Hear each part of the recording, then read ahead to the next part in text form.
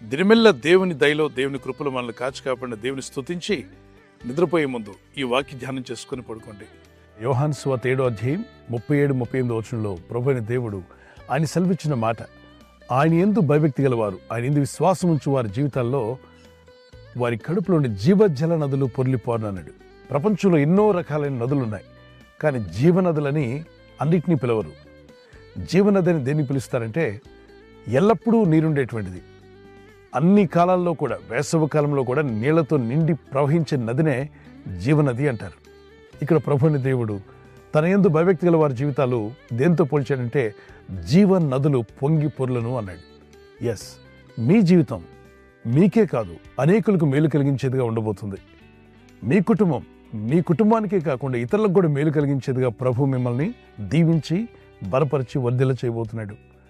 పరిశుద్ధాత్మని యొక్క అనుభవం మనం పొందుకున్నప్పుడు, తిరిగి జన్మించిన అనుభవం, ఆయన విశ్వాసం ఉంచిన పరిశుద్ధాత్మ చేత నింపబడి నడిపించబడే అనుభవంలోకి వెళ్ళినప్పుడు నిజంగా ఆ వ్యక్తి ఒక జీవనది వలె ఉంటాడు. అతను పలికే మాటలు, అతనిచ్చే సలహాలు, అతను చేసే ప్రార్థనలు మన జీవితాలకు, మన చుట్టూ ఉన్న వారికి ఎంతో ఉపయోగకరంగా ఉంటాయి. అందుకే ఏలియా గురించి ప్రభు అంటాడు యాకోబు పత్రిక 5వ అధ్యాయం 16-17లో, నీతిమంతుని ప్రార్థన మనఃపూర్వకమైనదే, బహుబలం గలదై ఉంటుందని, అలాంటి ప్రార్థన ఏలియా చేశాడని, ఏలియా ప్రవక్త మనలాంటి స్వభావం కలిగిన మనిషి అయినప్పటికీ అతను చేసిన ప్రార్థనలు దేవుడు విని వర్షం ఆగిపోయింది. మళ్ళా అదే ఏలియా ప్రార్థన చేస్తే దేవుడు ధారాళమైన వర్షాలు కురిపించాడు. ఇక్కడ ఏలియా దేవుని ఆత్మ కలిగిన వాడిగా మనకు కనిపిస్తాడు. ఏలియా అనేకులకు దీవెనకరంగా ఉన్నాడు. ఇజ్రాయేలు పిలిచేటువంటి ప్రవక్తల్లో ప్రథముడుగా కనిపిస్తాడు ఏలియా. పౌరుషం గలవాడుగా, భక్తి కలిగిన వాడుగా, దేవుని కొరకు నమ్మకంగా జీవించిన వాడుగా, అంతేకాకుండా ఏ ప్రవక్తకు పొందినటువంటి అర్హత ఏలియా పొందుకున్నాడు. అగ్నిరథాల్లో కొనుపబడ్డాడు, దేవుని ఆత్మ కలిగి జీవించాడు. ఎందరైతే దేవుని ఆత్మచే నడిపింపబడదో వారందరూ దేవుని కుమారులై ఉంటారని రోమపత్రిక 8:14లో రాయబడింది. దేవుని ఆత్మచే నడిపించబడ్డం దేవుని చిత్తం. యేసుక్రీస్తు ప్రభువారు మనలాంటి దేహంతో ఈ భూమి మీదకి వచ్చినప్పుడు ఆయన కూడా ఆత్మ మీద ఎంత డిపెండ్ అయి ఉండాలో నేర్పించాడు.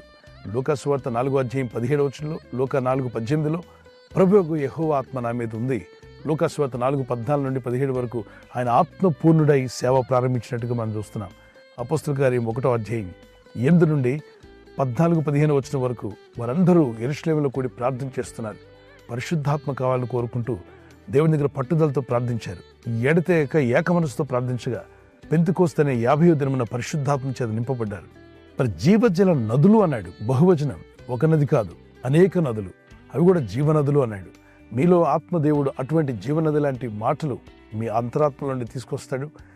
ఆయన ఇచ్చేటువంటి మాటలు, ఆయన ఇచ్చేటువంటి పరిశుద్ధాత్మ నడిపింపు, అది మీకు క్షేమం, మీ ఇంటి వారికి క్షేమం, మన చుట్టూ ఉన్న సార్వత్రిక సంఘానికి క్షేమం కలుగు చేస్తుంది. ప్రజలకు కూడా క్షేమం కలుగు చేసే అద్భుతమైన విషయాలు ఆత్మదేవుడు అనుగ్రహిస్తాడు. మరి అట్టి క్షేమస్థితిని మీరు పొందుకోవాలని, మీలోండి కూడా జీవజల నదులు పొంగిపోరే స్థితి మీకు రావాలని మా ప్రార్థన.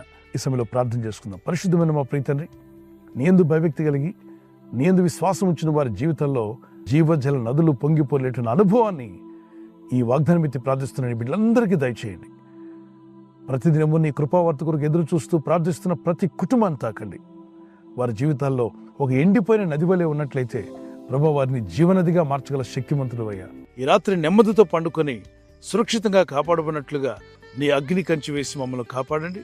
మీ చిత్తములో కొనసాగే కృప అందరికీ దయచేయమని యేసుక్రీస్తు ప్రశస్త నామములో వీరందరికీ చక్కని నిద్ర దయచేసి తెల్లవారు లేచి కృపను మాకిమ్మని క్రీస్తు నామములో అడిగి వేడుకుంటున్నామా పరలోకపు తండ్రి.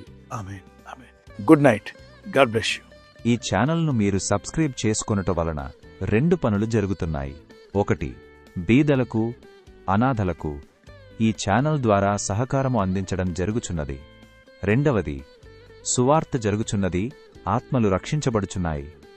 మనము సబ్స్క్రైబ్ చేసుకొనుట ద్వారా అందరికీ సహాయం చేస్తున్నవారమవుతున్నాము. ఖచ్చితంగా ఈ యూట్యూబ్ ఛానల్ను సబ్స్క్రైబ్ చేసుకుని బెల్ బటన్ను క్లిక్ చేయండి.